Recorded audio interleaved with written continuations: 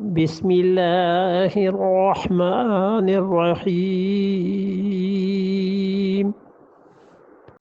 أولئك الذين اشتروا الضلالة بالهدى والعذاب بالمغفرة فما أصبرهم على النار اولئک الذین،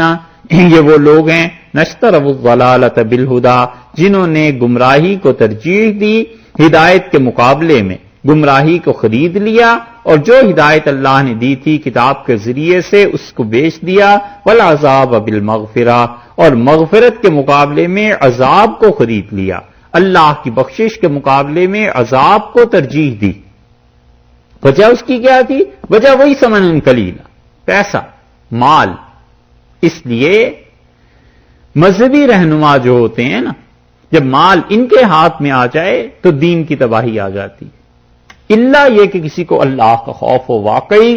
تو پھر اسے پتا ہوتا ہے کہ یہ پیسہ میرا نہیں، یہ اللہ کا ہے اور مجھے خدا کے ہاں جا کے اس کا جواب دینا ہے، یہ لوگوں کی امانت ہے، پھر تو وہ ٹھیک خرچ ہوتا ہے۔ وگرنہ جب مذہبی رہنما مالدار بن جاتے ہیں تو اپنے پیسے کے ذریعے سے پھر اپنی حکمرانی لوگوں پر جماتے ہیں، حالانکہ اصول یہ تھا کہ اللہ تمہارا اور ہمارا سب کا حاکم ہے، جو اللہ کا فیصلہ ہے وہ مجھے بھی منظور ہے، تمہیں بھی منظور ہونا چاہیے۔ اللہ نے فرمایا ہے ایسے لوگ والعذاب بالمغفرہ،